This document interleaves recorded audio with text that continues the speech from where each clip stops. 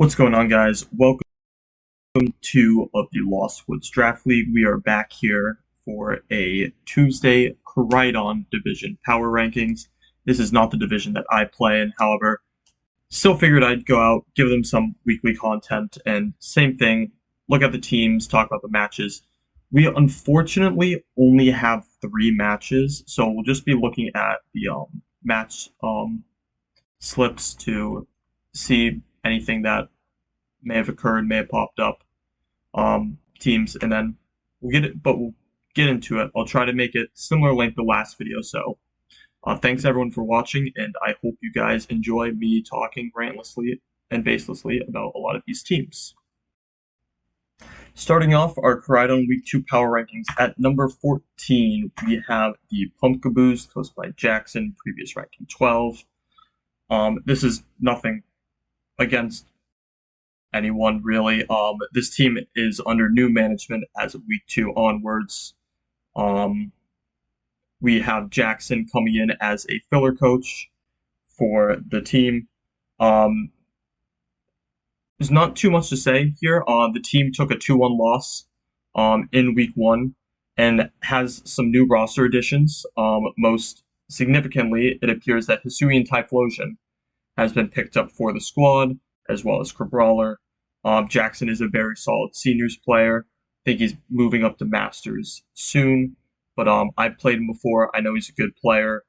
I'm interested to see what he does with his team, but we can't really say anything about the team so far because he actually hasn't gotten to use it. So we will see what happens and how he adjusts to playing the league. So I'm very interested and looking forward to seeing how Jackson builds and uses prep within this league, but for now he will sit at the 14th spot until changes get made in the future.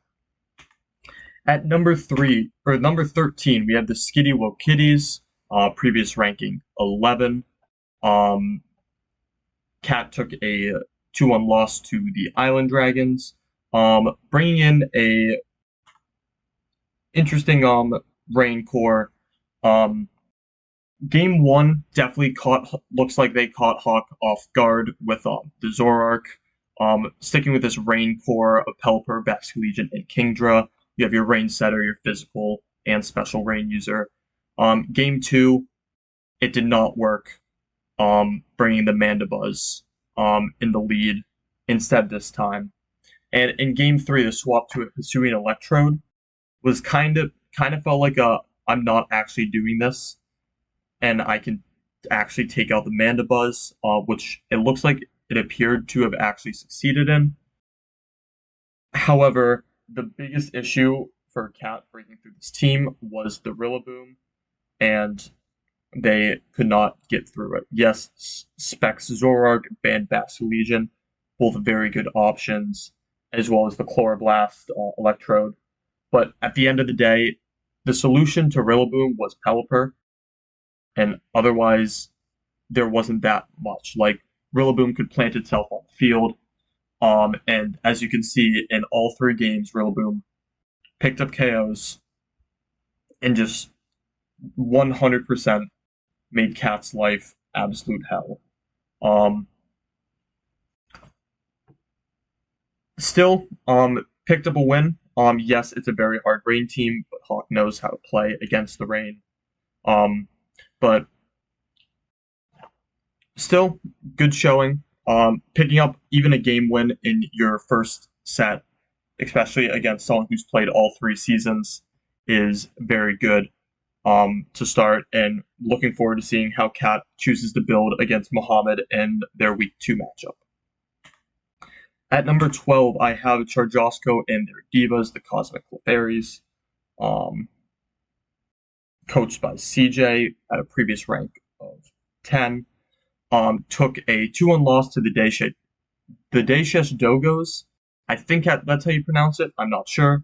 Again, no footage for this one, but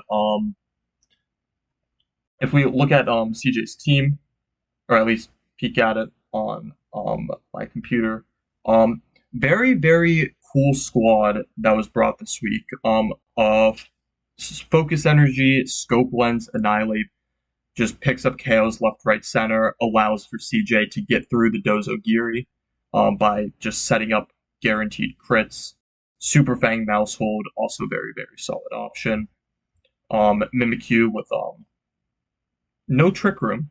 Instead, a Curse Leftovers set, and then Slowking with a Power Lens to do anti-Trick Room stuff. Um, this was a game that definitely CJ really needed to rely on the Annihilate and Araquanid, as those are the two damage dealers that were brought, and they did that very well in game one. Annihilate got set up, your Water Bubble Araquanid was able to take KOs.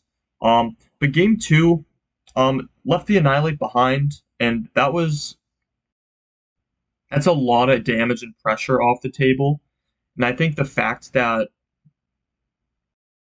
Ursaluna got actually led really showed that this Annihilate needed to get out on the field because the Ursaluna could not touch the Annihilate very well. Like, this Annihilate would have gone nuts into this entire team. Game 3 readjusted to that, but Rotom Heat came instead, and Vivillon ended up cleaning up the game with what is likely a Hurricane set with Compound Eyes. Seemed, again, we don't know that much about the set, but the team was cool. The concepts were there. I really liked some of the concepts that CJ decided to bring. With the Power Lens Slowking, with the Scope Lens Annihilate.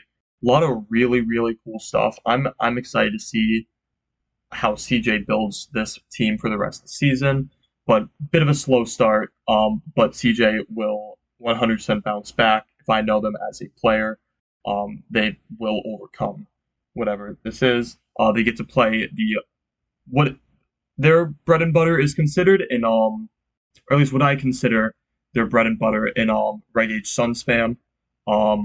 They get to play against that week 2 against Nagai Freak, and we will see how they manage to cook up a defense to the mode that they know extremely, extremely well. At number 11, we have the Marlboro Master Balls, previous rank 14.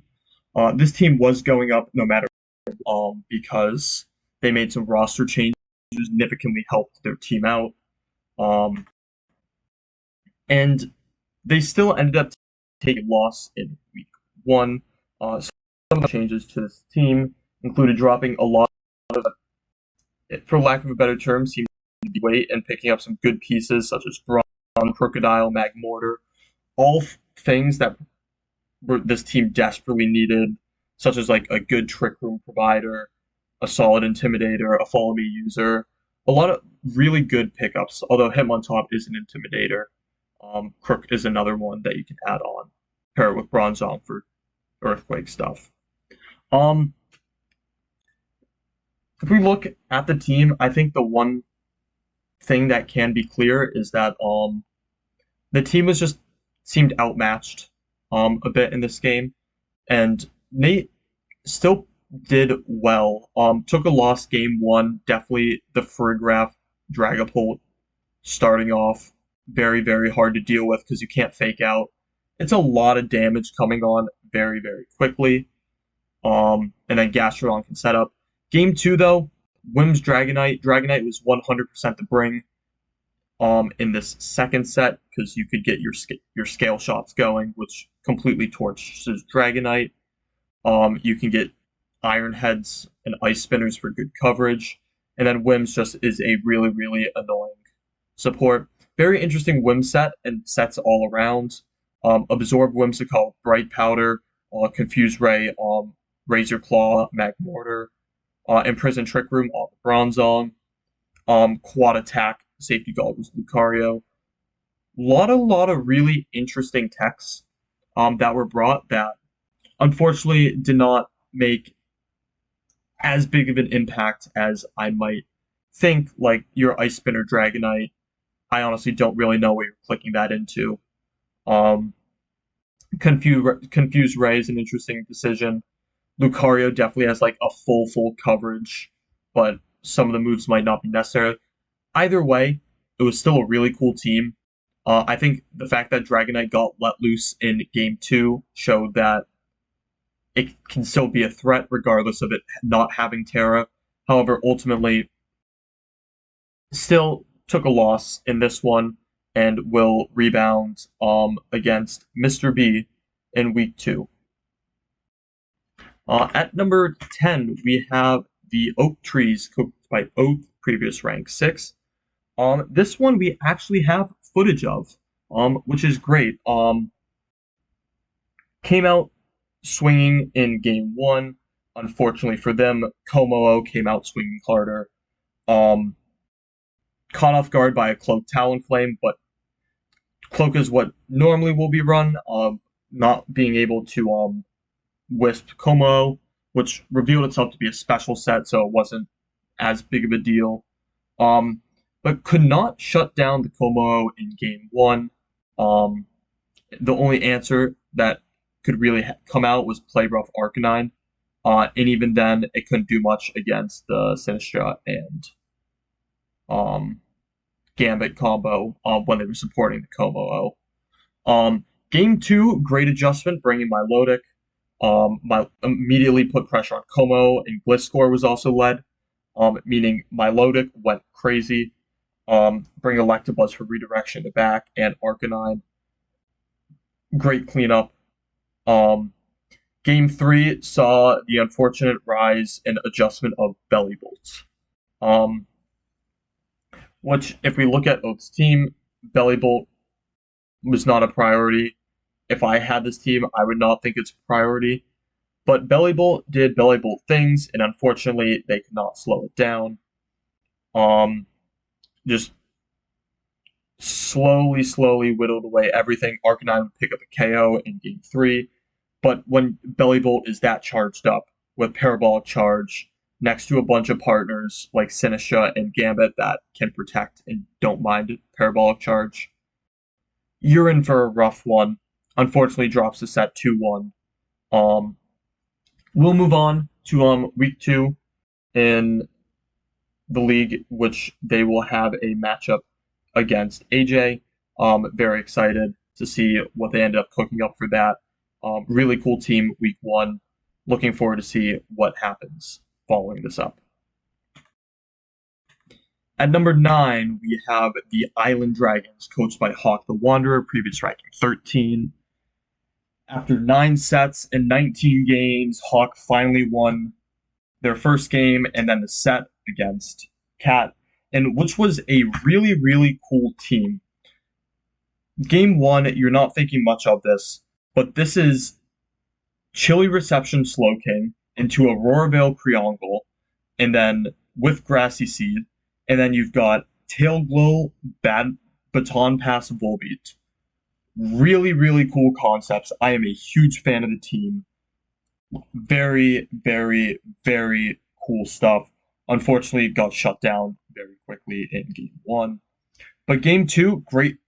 Hawk made an adjustment with the Mandibuzz, and the Mandibuzz just could not go down. Couldn't do much early against a Rillaboom and Mandibuzz.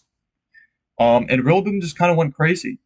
And in game two, the Electrode was brought for the Mandibuzz, but Rillaboom and Creongle just got set up, and then Hawk just won the game. Could not get any damage back on. When you are running a Banded Basculegion, you often want to lock into Last Respects at the end of the game, but you have to go through Hydreigon and Mandibuzz, which can shrug that off. So you want to go Wave Crash, which Hydreigon and Rillaboom can shrug off, or even a Grassy Seed Creongle. Hawk very much shut down their opponent. Very good gameplay from Hawk. Super excited that they got on the board. This is the first time we've seen Hawk kind of cook up a team that's not rain focused, and it went very well for him. Very happy to see him get on the board. Really excited to see if this is what he cooks up week one, to see what he cooks up week two, shutting down his opponents, in which he will be going up against the opponent Mogo and Calvin for his matchup. At number 8, we have the Daishe Dogos, coached by Breadman, previous rank 8. Um, Again, I apologize. I think I'm pronouncing it correct. I'm honestly not 100% sure. But against CJ, they brought a Vivillon, Rotom Heat, Dozogiri, Ursaluna, Dusclops team. Game 1, just couldn't get through the Mouse Ape. And assuming that they lost the Vivillon, they had to get through Araquanid, and Araquanid is not going to give up that easily. Game 2, a really, really risky and smart call, bringing Ursaluna Dusclops in the front. This is a balls to the wall play. If it works, it works. As you can see, Ursaluna picked up 3 kills. If it doesn't, very, very, very, very volatile situation. However, it worked out. Assuming Trick Room got set up, Ursaluna would just go crazy. And then Dozogiri in the back to clean everything up, in which the Dozo just died and the Tatsugiri cleaned up. And then game 3, just foregoing the Dozogiri mode altogether, just bringing up Rotom Heat and Dusclops, saying, I can go fast, I can go slow, I'm going to do what I want to do. Especially being Scarf Rotom. Wisp could come out, Discharge should come out, Trick, and it's just not going to be able to do anything. And then Vivillon coming in at the end with your Hurricanes, with your Pollen Puffs, just sweeping and cleaning up the game, in which it could hit, I believe, 3 of these things for super effective damage. Very, very solid team, week 1. Not a lot to complain about. Took a 2-1 win. They don't move up any rankings because I had a player to jump up, and then I didn't think I could move too many people down that much off of 1 week. But very, very solid showing. Definitely someone I'd be watching out for, and really, really cool team that they brought for this week 1 matchup. Their week 2 matchup will be against Jackson, so we'll get to see how they cook against a new coach coming into the league this season. At number 7, I have the Boston Claunchers, coached by Mogo, previous ranking 3. Calvin Mogo took a 2-1 loss to the Guy Freak in what was a rain versus sun battle, in which we saw similar to Patrick versus Keon set, the sun completely foregone, and the rain sticking around. This is a rain team mixed with a Perish Trap team, which is super, super cool to see week 1. Week 1, they saw them get the job done. We're assuming a Staraptor Final Gambit came out on KOing itself for the Trick Room, but having the Politoed, the Hariyama, allowing Calvin to survive the Trick Room. Game 2 saw it a bit differently, in which it appeared that Hatterene managed to get the Trick Room up and just did damage after damage after damage. Assuming the Staraptor decided to U-turn on out of there to avoid your Perish Traps and Shadow Tag shenanigans. And then in Game 3, a Hisuian Decidueye adjustment really put a lot of pressure on what would probably be the Politoed, the Ludicolo. Even the Mismagius would get some pressure off of it. But honestly, still solid week 1 for Calvin. They played a really cool team against what I think is a really hard matchup for them, with the Trick Room, with the Sun, with just the Staraptor in general. This is a lot of stuff that this team can sometimes be iffy into. I'm not that concerned about Calvin. I know him as a player. A lot of really cool stuff this week, like Grassy Terrain, Ludicolo. No Mirror Coat Archaludon made its appearance, but Wide Guard Hariyama would. Mismagius showing up in Game 2 and 3. Also for Shadow Ball, Destiny Ball, and stuff. And also Imprison Trick Room as well, which is a super interesting tech. I really like that. But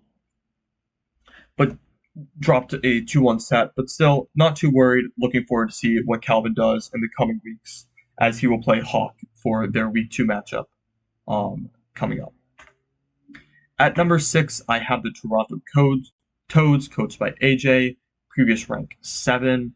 AJ moves up this week after a win against the Marlboro Master Balls. Dragapult Fergraph, very, very cool combo. Um, Anti-Sucker Punch, all those shenanigans. Um, Paired with the Gastrodon and Infernape, solid, solid, solid team to come out of week 1. You had a Sash, a Abomasnow that didn't need to make an appearance. Gastrodon went really crazy though. You had Gastrodon with Earth's Power and Ice Beam, which can cover. If you look at Nate's team, this Gastrodon can cover the Whimsicott, Lucario, Dragonite, and Magmar. That's a lot of coverage, and you pair that with Surf Dragapult, and that thing is getting healed up. And I don't believe Nate brought any Sucker Punch pressure, meaning Dragapult was basically free reign. It could get Wisps off. Very, very cool. You had your Assault Vest, Iron Fist, and Infernape with Fire and Mach Punch, Fake Out U-Turn. And then Specs Magnezone got some work in game 2, bit of work in game 3, but again, it was really this Gastrodon that really took off and won AJ this game. That Gastrodon, that's something that you would not necessarily see coming. Very, very weak to grass. However, the only real grass move that appeared was Absorb Whimsicott, which is an interesting choice unless you're trying to boost up Justified Lucario, in which I believe it was Inner Focus anyway, so that did not work. But yeah, not too much to say about AJ's team. It's just Gastrodon is a beast. Gastrodon is that guy. Very, very cool to see. AJ gets to build some more really cool stuff in week 2 against Oath. But a team that I thought could be good, and I think what was needed out of the Dragapult is supported very, very well.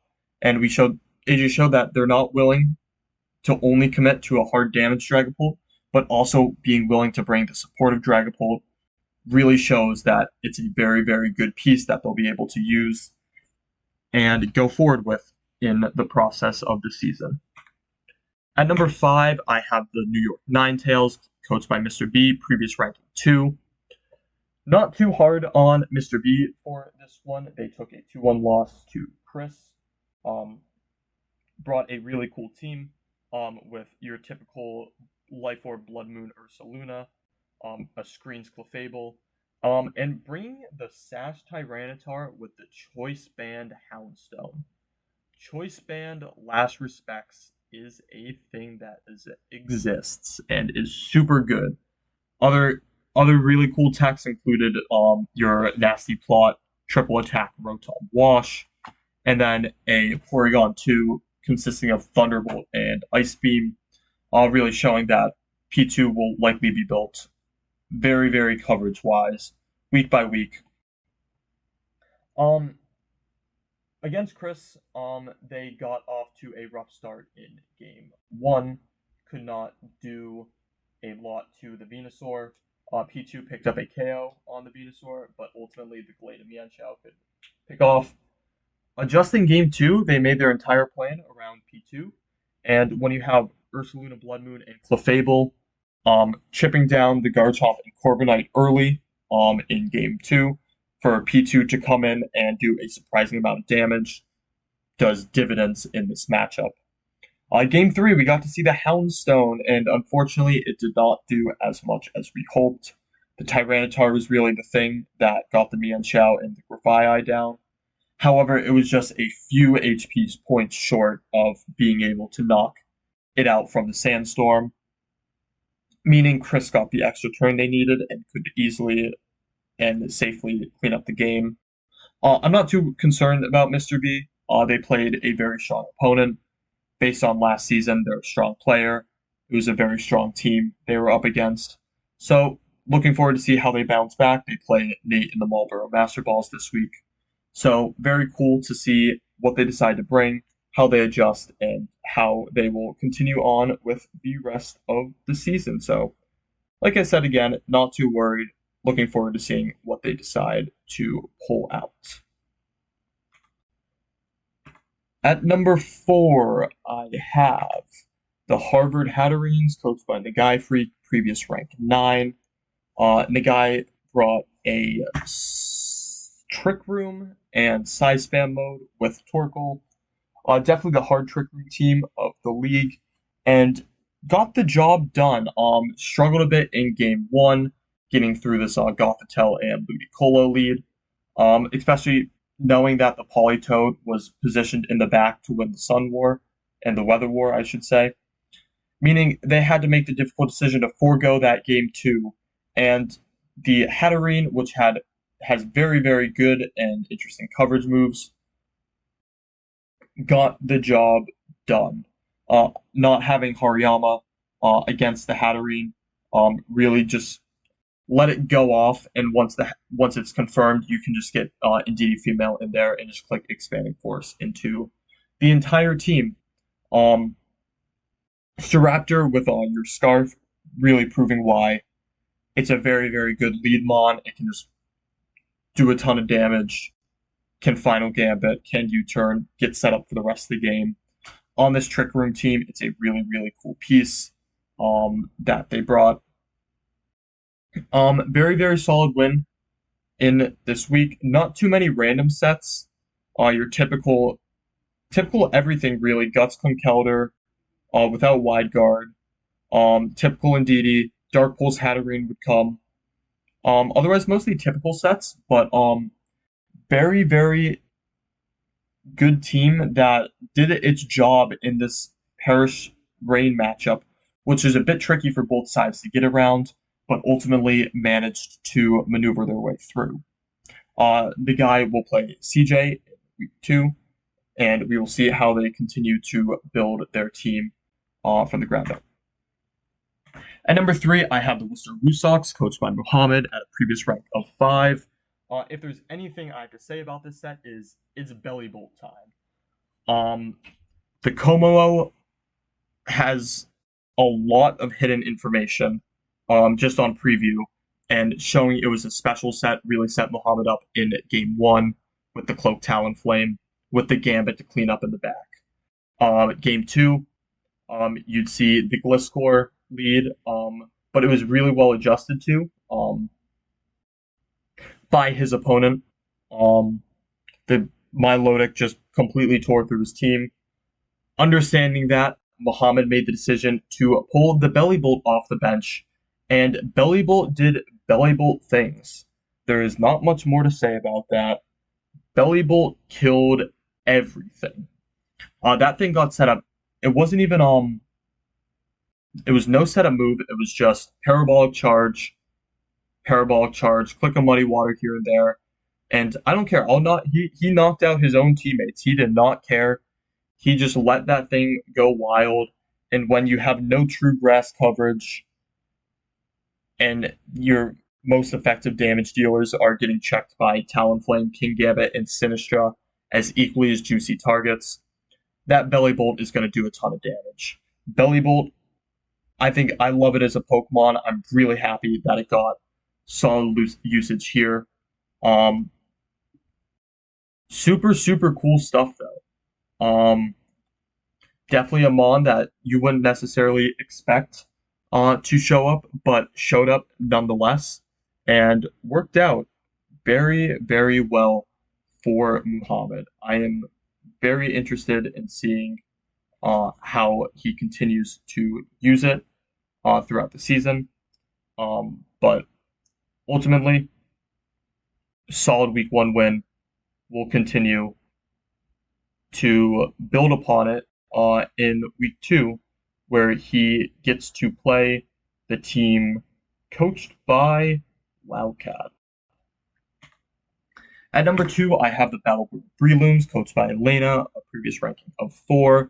Elena knocked off their opponent 2-1, really showing a lot of the strengths in their team.